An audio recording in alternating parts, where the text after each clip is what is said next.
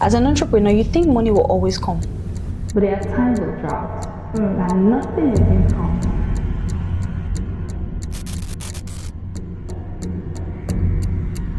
Good day, everyone. My name is Ifelolorun Amanda, the lead at FUTApreneurs. And for those that don't know, FUTApreneurs is a student community of entrepreneurs, particularly in Federal University of Technology, Akure. And today's Spotlight will be the third episode of this series.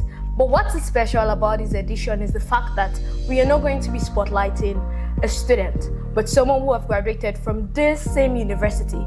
And what does she do? She's going to be telling us about it, and she's going to be enlightening us and teaching us one or two. So I would go ahead now to allow my guest to introduce herself. So please, can you introduce yourself? Thank you. Hello, everyone. My name is Ifelolorun Amanda, and I'm glad to be here. All right. Thank you so much for honoring our invitation. Remember when I sent the message, I was like, oh God, how many days will she take before she reply? But she replied almost immediately. Thank you so much for that. We are so grateful. So I will just need you to run a quick check because some of us might not know you, student. Just tell us what you do, what you're passionate about. We've run our own research, but we need you to tell us again. Okay, so thank you very much for the opportunity to be here, by the way. First things first, I am so many things and more. Okay. Just like most entrepreneurs, you just want to try your hands on several things. But I have things that really pique my interest. First is fashion, right? And in my 300 level in Futa, I discovered that yes, I have something for real estate. That's the reason why I got into estate management in the first instance, because I graduated from estate management. Oh, nice. So I started my real estate business in 2022. Yes, but in the core of it, I'm just an investment person, right? So I love finance, like a whole lot. And that's where I'm building my career right now. All right. Thank you so much. So I have a few questions for you here. Okay. And the first question is, looking back at your journey so far, what was the biggest mindset shift you had to make about money? Not just about earning it, but about stewarding it. The biggest mindset shift when it comes to money. The money I have is not mine. I'm a Christian, right? And I think it guides everything we do. It guides the way we think about these things. When you realize that the money that you have is actually not yours, you steward it better. So I came to the headspace because I was, at some point, felt like I was chasing money. And when you chase something, you may never catch up with it. You get? So I had to come to the mindset of, okay, whatever I have now is for other people. And I think any successful entrepreneur, that is the way you should think also. When you think about your customers, when you think about the people, what they can benefit, not just what you are going to gain, it makes the difference. So you're trying to tell us that as an entrepreneur, you think value before profits, is that what you're saying? Definitely. Right. And how has that helped you, like that mindset shift? How has that helped you in your business and every single thing that you do? So I started looking out for people more than I do for myself. So when I started in 2022, my real estate business, because I really focused on that, my fashion was more like a hobby, you just want to look good and help your friends and immediate family look good. That was the way I started my fashion. But for real estate, it took me a long time to actually realize that, because for the first 2 years, I didn't make any sale. But I kept going because I just know, yes, there's a lot of money to be made in this sector.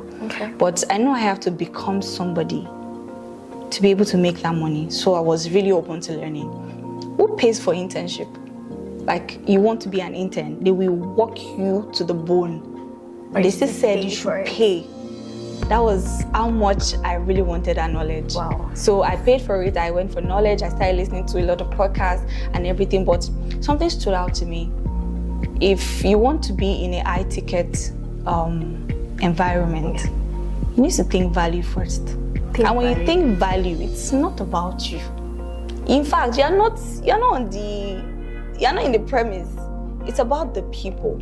It's about the people you want to offer that value to. So when you start thinking about, and I think, like I said, sorry, I'm a Christian, but I always refer to the Bible. The Bible is the foundation of all of these things. When you love your neighbor as you love yourself, you won't cheat them. So you will want to give them the best. There are so many bad real estate products out there, even with the fabulous ROI and all of that. But when you sell this you're in trouble because the people you're selling it to, they are also going to be in trouble, and you don't want that. You don't want that. So you think about them, you put yourself in their shoes. So even if you're selling chin-chin, when you put yourself in your customer's shoes, you will improve the taste. And yeah, pricing, that's all business strategy. But when you start thinking of how can I really make them comfortable, it shows that you're not thinking about now. You're not thinking of your immediate margin. Thinking of the future. You're thinking of how long you can sustain this, because life is in stages. Business is in stages. Entrepreneurship is in stages. So when you think of others, like you become so user and customer centric, you're going to win, and it affects everything that you do. So I would like to pick one thing you said, but before that, you're going to win. That just got me actually. Yeah. That got me. So as an entrepreneurship, you can't afford to be selfish. Think value first. Think value, and that is a mindset that each one of us should start thinking towards. Don't think profit first. Think about others first, and be less selfish. Don't be selfish. That's you as an entrepreneur. So thank you so much for that amazing answer. I'll be moving to the second question, which is, many people focus on income. I mean, from where we started, we've said it already, but from your experience, what part of financial discipline do people underestimate the most? And why does that oversight cost them in the long run? When it comes to financial discipline, I think I've had my own fair share of it. Okay. Yes. Because as an entrepreneur, you think money will always come. But there are times of drought and nothing is going to come.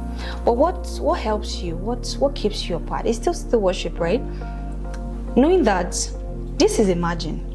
So let me explain something real quick. For every business, what you make is a margin. You've not made profit. Profit only comes when you've put that margin into use. So any money you make off the margin, that is your profit. But most people are in the habit of eating the margin. You've not made profit and you're already spoiling yourself. You can't grow that way. So you need to understand that. First, let me pay myself. Okay. Because you are working, so you have to pay yourself from that margin. All right. So whatever you do with the rest it's what will make your business really grow or not. You need to understand that for the early stage, always reinvest your margin. No matter how little, reinvest it. That is how you stand the test of time in business. Because a day will come that it will show. When you keep eating your seed, you won't have any fruit to harvest. So you keep putting it back. You may go for a year, 2 years without breaking even. But you know you are reinvesting, it's going to show. And you know, when we tell ourselves, okay, when you get your income, put 30% into investment or savings, have emergency fund, you know, we think it's a joke. But there is no way you can attain any financial height without discipline. That's the bedrock. You know, when people say, oh, be disciplined with your finance, it's not a cliche. It is something that has worked for thousands of years.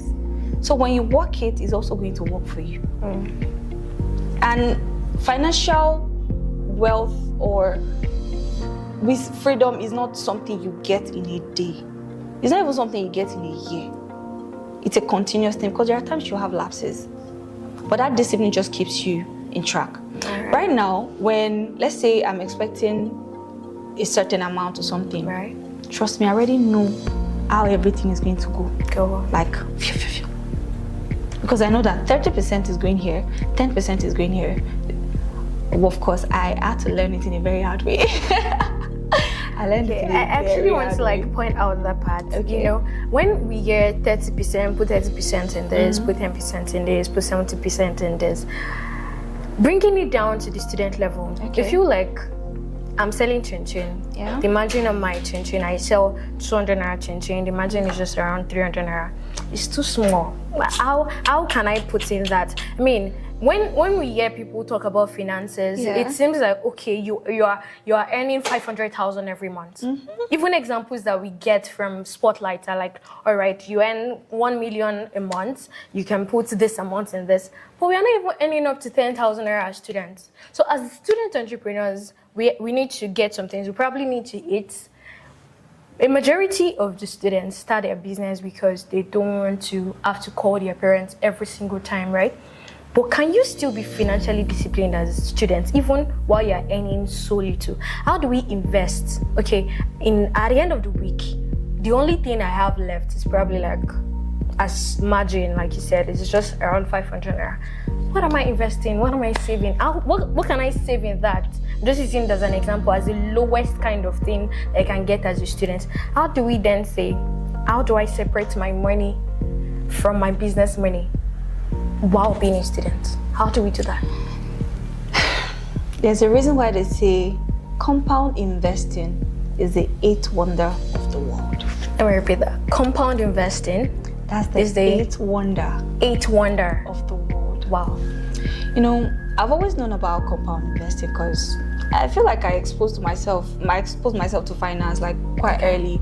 But you know these things, it's just knowledge. If you don't apply the knowledge you have, it's as good as waste, right? It is a principle that when you work it doesn't matter the level you are, it will work for you. One regret I have as a fresh graduate is that I didn't put this thing to use, to practice while I was in school. Let's say from my 200 level, or even when I was in UABS, like I should have started doing, I'm gonna be a billionaire by now. But then, because let's say you are disciplined. Okay. And you know one thing about still worship, right? Let me just dive out a bit. If you're not disciplined with little, there is no way on earth you'll get more. You'll be disciplined when you have more. You can get more, but will you be disciplined with it? No, because even the little is hard. But there's the Bible is complete. There's a reason why God said, he who is disciplined in small things, more will be given to him. Right? Yeah. You earn 500 naira from everything, and you're putting aside 100 naira every day. Let's say 7 days a week, multiply by 100 naira. That's 700. Multiply by how many weeks do we have? Like 4 weeks? Yeah. That's how much? That's 2,800. Do the math. 4 weeks multiply by 12. That's a lot. That's a lot. And you do it like year in, year. And mind you, if you put it in, let's say a yielding platform like, let's say Carrywise, Piggyvest, it's not that amount that you are putting in every day. That's not what you will get out of it eventually. You will have interest. But because we've been so wired to, okay, it's only when you have the big money to get you the big invest. No. Please don't make that mistake, entrepreneurs. You want to come outside and you have a soft landing. You have something that you can build from. You know, the problem with most people is, and I faced it too, when they leave school, yes, they are strong, we are energetic people, we want to go and take over the world. But the funding is always a problem. And this is something we could have built while in school. Imagine before leaving school, with that your 500 naira every day, you are leaving school with 5 million. Just imagine it. For 5 years, you are leaving school with 5 million. Already, the vision is bigger. You have 5 million. So where am I going to put this 5 million? You can do more. You are different from someone that has nothing. True. So don't commonize this thing. And nobody is going to break your head and put it inside. It is your decision. And honestly, I want to beg you, as someone who has gone ahead of you, I know you guys are still in school, you're enjoying, you have no idea. Please, start it now. You have a business, even if it's 1,000 naira from every transaction, please, I beg you in the name of God, put it aside and be disciplined with it. Come rain, come shine. Someone is dying, that is not your family member. I'm sorry, but money is still worship. You have to be disciplined with it. Don't touch that money. Because that's going to be your seed when you leave school. So coincidentally today, I started this fresh graduate series because I have people around me that they just keep calling me, oh my God, entrepreneurs, people I value so much. Like, yeah, I may have gone ahead of them, but I really honor God in their life. I respect them. And they're coming to me like, oh my God, they're tired, they're this. And I'm like, hey, what's going on? And I'm looking up to you. I've been saying, no, I even understand that thing. Yeah. But no, don't start with that feeling. If they have funds, money answer all things though. If they have funds, I'm sure their problem is not going to be as heavy as that. So you want to, that your widow's mite that you have right now, please, save it. Thank God there's cowrie wise. Thank God there's piggy vest. Please put it there, start it up, let them give you interest. Because it's going to make a lot of difference. And it's your decision. Nobody's going to, nobody's going to choke it down your neck. But please, I'm begging you, just take this advice. Take the advice, please. I'm begging you again. I'm begging again and again and again. Please take the advice. And like you mentioned at the start, that you might have the knowledge, but if you don't put it to use, it will still be there. You won't be able to like use it to anything. Mm-hmm. So as much as we are talking about these things, it is very, very important that we put it to use. We put it to very, very good use. I'll be moving to the next question. Thank you so much for that. That was like a whole lot. And I feel like you've even answered our next question. Really? Actually. So I want to ask this. Because most of us are students, we have a lot of things that we do. Yeah. And now the question in front of me is, as someone navigating fashion, finance, and faith, what compromise have you had to consciously refuse, even when they seem financially attractive? A lot. A whole lot. Like, a whole lot. I'm a fashion person, okay. And sometimes we get caught up in, you need to pump money into looking good because that is the business. I'm making bad financial decisions. You are like, there was a time in my life when I was in school, I buy shoes like crazy. So I'm a heels person. Yeah. Even when I was on campus, I wear heels to class. That's me. To class? Yes, to class. In fact, I'm sure I started it in the whole of this Futa. Okay. So I wear heels to class. So I love to buy heels. Like, I may be reading at night and I just go on Instagram, see one shoe. All because, and I won most fashionable like so many times in Futa. But did that eat into my finance? Yes. Because I was talking between, okay, let's do this, it's good for the business, but you are not financially wise. Who said you cannot wear one shoe on different outfits? But yeah, we love it. So in a way, we want to satisfy the vanity to the vain part of ourselves. But don't lie to yourself. This is a terrible financial decision. But there are times that, they are necessary. But before you jump into it, you need to have someone you're accountable to. Just run it by a few of your friends. You think this is good. There are some purchases or financial decisions you have to make. They are important, low and below. They are actually very important. But are they good for that time? No. Let's say you've been saving this money and something just come out. Maybe you even want to take a course. And honestly, if you take that course that time, will you put that thing to use the next minute you're done with that course? If your answer is no, there's no reason for you to take that course. Just put it in the cart. Because time and chance happen to them all. There is time for everything. There is time for everything. There is time when you owe the seed and you can't put it in the ground. And there is time when you actually come back to harvest the seed. And you have to think about your finances that way. So you asked the question earlier, like coming from finance and fashion, blah, blah, blah. Yeah. So for me to get to that place, oh my God, it was a whole lot. For the longest, I commonized what I have. So I feel like naturally, I'm a fashionable person. Like I wear outfits and people love it. How I wear it, they just love it. But I didn't see the potential. I didn't see the possibility of it becoming so big. Because I'm this big thinker. I want the big things in life, trust me. I want a private jet. I want a G-Wagon. I want all those things. But you are young. You're not a Nepo baby. You almost don't have any inheritance. You can't start from there. You have to start from where you are, that playing field. It is something you can leverage on and build on. I'm going to make an example. I don't know if he's going to watch this, but for some reasons, I just use him as an example. And I know Sharon knows the person, and you probably know the person too. Whenever I see Babs, I'm like, God, this boy just understands it. I see Akonde Bessos, I'm like, God, they understand it.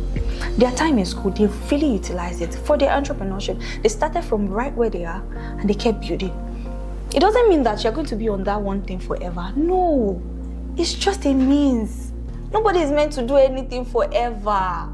Check our role models. They were not one thing forever. They were into so many, but they started from somewhere. Then they grew, they expanded, they diversified. That's the way it's meant to be. And you can relate that mindset, bring it to your finance. See, when you're able to lock this down, I think you're unstoppable, honestly. I think you are really unstoppable. So I hope that answers your question. Yes, it does. And like I would always do, I would like to point out the things I got. Yeah. So I got time and period, and the time relation to knowing when to do stuff, knowing when to put in money, knowing when to spend your money, and being accountable. And it boils down to actually having the right kind of people around you. Because if you have friends that will tell you that, oh, you've gotten this money today, you're supposed to have gotten your salary now, let's go and spend it. If you have those kind of people around you, then you're in the wrong circle. And another thing I got from what you said is knowing when to shift.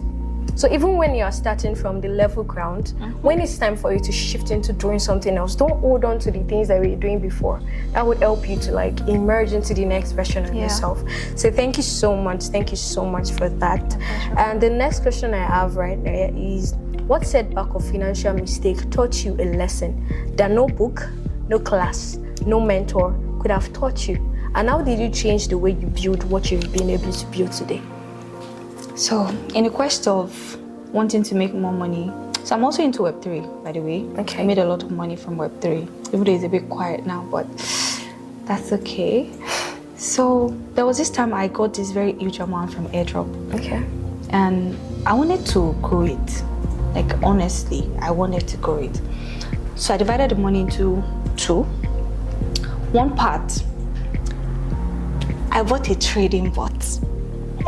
God, I bought a trading bot. Okay. With the hope of, now traders put the money, fund it, get more money, that kind of thing, without doing nothing. Yes.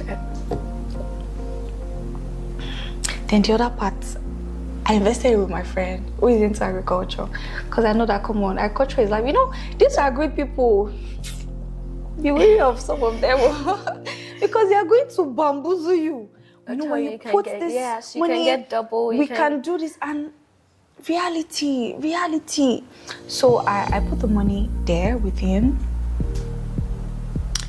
Long story cut short, it went into vanishing, like literally. The everything. Let me tell you how the trading bot won't even happened. Yes, I've withdrew money from it, but I kept pumping money. There was a time I put $1,000, like, let's go. The more the money, oh God, I was balling. So I will withdraw. But there was something that happened. There was this drawdown. And the experience I had with the drawdown, because that was not the first time, is when it draws down like that, by the time it shoots up, maybe the market bounces back, you are like in the air. You are a baller. Hey, this thing started drawing down. I said, no worries, fine. It's going to bounce back. This thing wiped my entire account. I'm talking thousands of dollars here. Whoa. I felt sick. I felt sick. That's serious. Like, what just happened? I had the opportunity to take the remaining amount. At least I'll be able to survive. Everything disappeared. The farm, everything gone. And I'm like, ow. But you know what? If you've read The Richest Man in Babylon, what I will tell you is, don't invest your money in anything you don't fully understand. And that's true. That is true. The agriculture thing, yes, I know the guy is very good. Like, he has been my friend for the longest. But you can't just say because of one trial. Every other trials are going to be great. So you need to understand it too. So that is one financial mistake in my life that I will never forget, because it scarred me. I was down bad. And I had just resumed finally. I was down bad. I didn't know what to do. Whenever I tell my friends I'm broke, that I don't have money, they don't believe. So imagine your friend not even believing. So who will help you? Who will help you? How were you able to get out of that situation and be here? I started again. Don't be too scared, too afraid to start again. And in the process of me starting again too, I made another financial mistake. I'm interested. While I was trying to, build myself back up, in the relationship I was in at that time, I wanted to be the good girlfriend, the understanding girlfriend. Please don't let me know what I'm thinking. I went above and beyond for this person. Wow. Like, you know when you've done it, and then the Holy Spirit is now, Ife, you made a terrible financial decision. Guess what? This relationship was a month old, like it was just for 1 month. He didn't think of what I did, going back and forth for his birthday. He broke up with me. So that investment wasted. Come down the drain, and I'm like, God, That must have been painful. It was painful. Well, I was not even thinking about the relationship. I was thinking about my money. The money I wasted. I used to do better things. Okay. That was. But don't be scared to start again. Go back from the scratch. From the days of 5,000. Just build it. Build it. And be disciplined. Hey! Be very... And to the ladies, entrepreneurs, don't spend on any man until you have spent a lot on it. But that's the truth. I mean, let them give to you, then you give to them. All right, thank you so much. So don't make such financial mistake. Be careful of how you spend. Be careful of where to spend, and that would. And yes, one thing I noted, when you are down, when everything that you've been trying to build for the past 3 years in school just went down the drain and all that, don't be too scared to start again. Don't be too scared to start again. You can hear it, you've had it from her, and where she is now, you would never have thought that she has done that or she has gone through that ever before.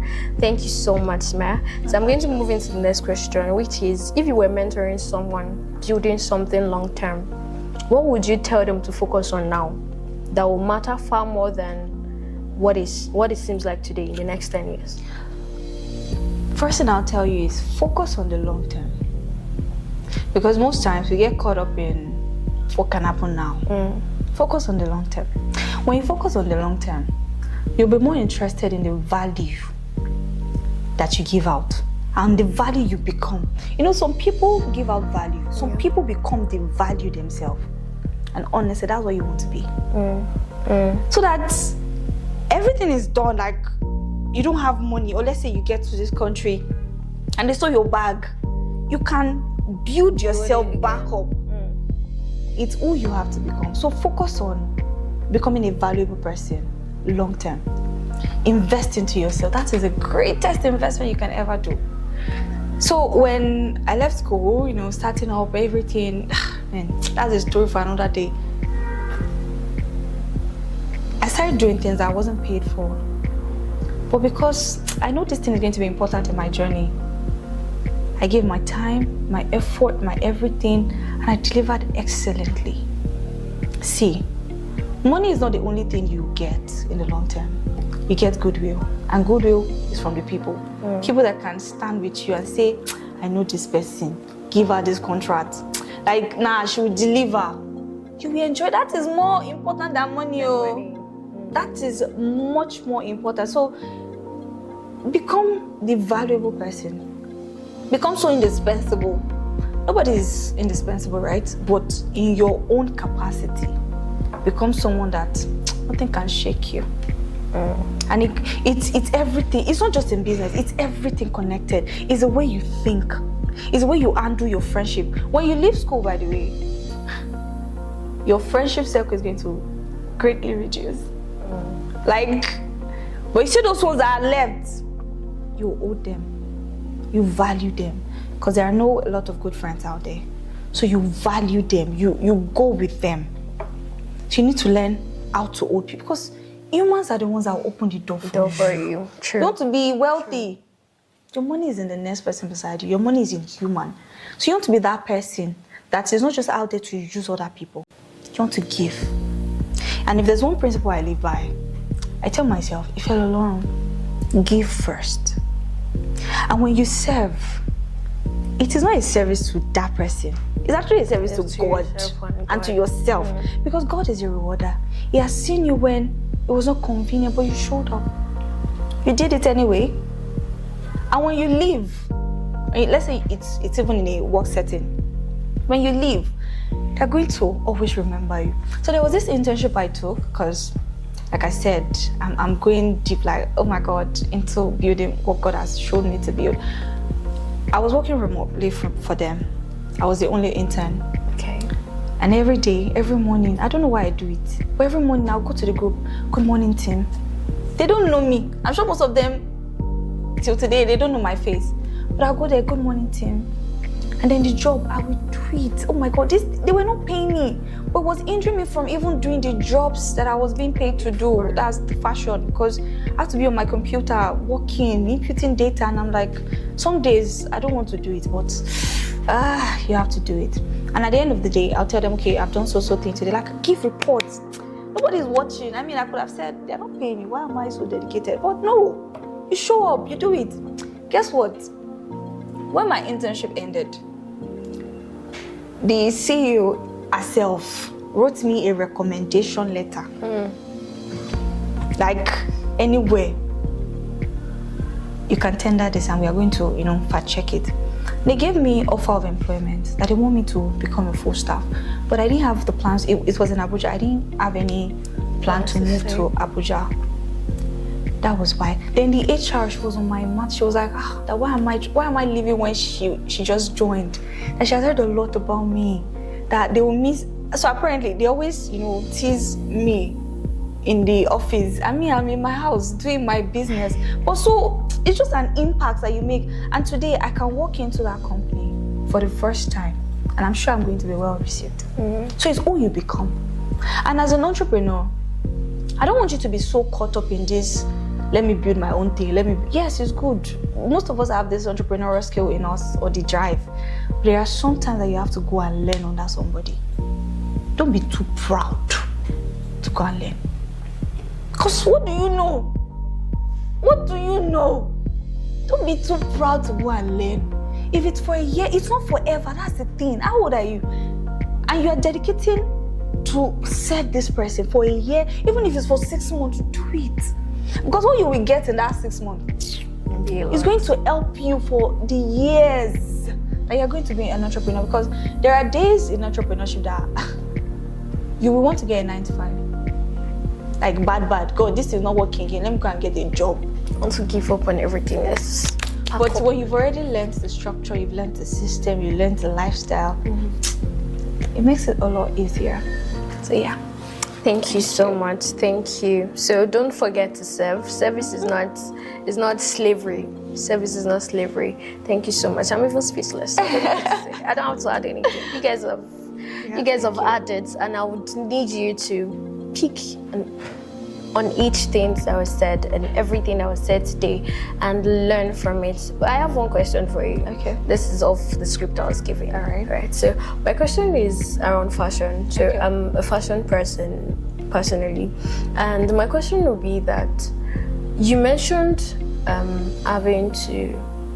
from school you were a fashionable person. Everyone knows you're a fashionable person. Were you a fashion designer? Yeah. Your fashion designer. Okay, so how were you able to convert from that? Because 70% of the community members are either into fashion or lifestyle. That's FUTApreneurs, and that is one of the reasons why we brought you on board to talk towards fashion people, lifestyle people about what fashion in school actually is. How do you navigate being a fashion person in school? Did you earn with it in school? How did you earn with it in school? How were you able to balance it up with every other thing estate management? How are you able to balance everything? So first, you need to understand your strength, right? Knowing what you can do at the given time is very important. So how did I start my fashion business in school? Of course, I started, you wear clothes now. People will see it on you, they'll like it, you will make for your friends, and from there, people start giving you. At some point, I started rejecting fashion, anything, because I wasn't sure I want to go so deep into it. My academics is there. Please don't forget your academics. So see, good grades are very important. I finished with the first class. Oh, nice. By the way, despite the fact that I had fashion, real estate, and everything. But know your strength. Understand yourself as a student. Never replace priorities. Your priority here right now is for you to study and graduate. when you do your business, don't be greedy. And one thing you have to learn is collaboration. It's not everything you'll be able to do. Let's be honest with ourselves. I'm so comfortable referring jobs to my colleagues if I can't do it. Will some of them give me like a percentage? Yeah. Will they not? That's okay. So when you're doing a good job, I'm fine. It's fine. So you should not be scared of collaboration. See, if you cannot collaborate in this life, you can't go far. Because it shows you are greedy, you are all about yourself. So focus on what really matters. And for students, I had issues with pricing, you know, as a fashion person. Yeah. Don't be scared to price, especially when you know your worth. For the longest, you know, I told you I was just doing it like a hobby, so I was not fully into it until I left school. So I would just collect it, let me just do it. So it's just small money, but I was wrong, because it could have been a very big thing right from there. I was doing a good job, so why can't I get paid for doing a good job? So don't be scared. If you're going to take out 2 hours out of your academic time to sew clothes for anybody, then it better be worth it. I'm not now saying you should go and charge your student, because you guys are on the same level. Please be reasonable with it, but give them value and charge well. Don't try to collaboration important, so that you can. When I say real estate, doesn't mean that I'm always going to the field. No, I will link up. You know, whenever I want to talk to a client, oh hi sir, I'm not in Lagos right now, but my colleague is going to take you to this property. Like, I just control on the phone. So you don't have to be everywhere at the same time. You need to trust people to handle it. You don't need to micromanage. And when you do that, it's building leadership strength in you. You become a leader you don't even expect yourself to be. Because nobody wants to be micromanaged. Just give them the job and let them deliver. So collaborate. Know your strength. Price and charge well, but don't charge excessively. You're not yet Vicky James. All right. All right. Thank you so much. She has done the job. She has said it all. She has said it again. She has told us what she has said over and over again, and there's no need to reiterate. What is left for you to do is to pick every single thing, jot down, note them, and more importantly, implement. Thank you so much. It was such an honor, a privilege, in fact, to have you on this stage today, on the show today. Thank you so much. My name remains Ifelolorun Amanda. Thank you for joining us on today's Spotlight. Share it to your friend, share it to that entrepreneur that needs to hear this, and we'll see you next time. Bye.